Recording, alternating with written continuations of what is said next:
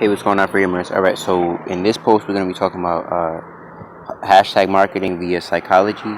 So, psychologically, you want to ask these questions: Who has your money? Meaning, when you post, are you posting in front of the audience of people who will buy from you? Who cares to see what you post? What are you posting? Um, what are you posting? Are you posting the same things as them?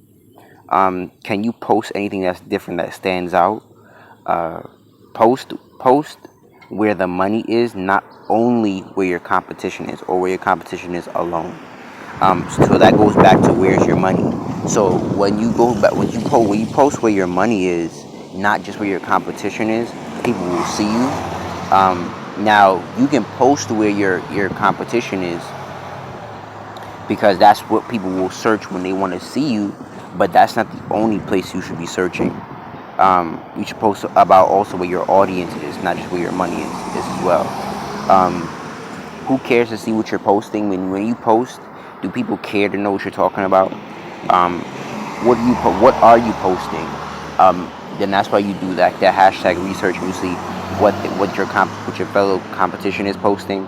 Um, what I mean, this camera is just, hold on.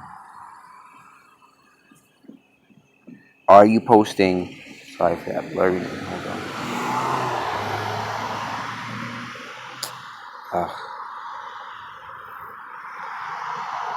Um, but anyway, hopefully y'all can see that.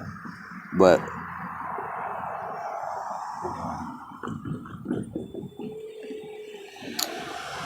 anyway, post where your money is. Okay, post where your money is.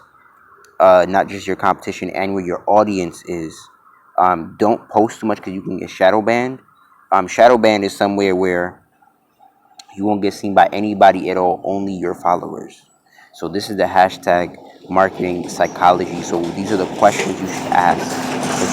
Psychology means the study of the mind. So the way to get into the mind is to question and ask yourself these questions when posting hashtags.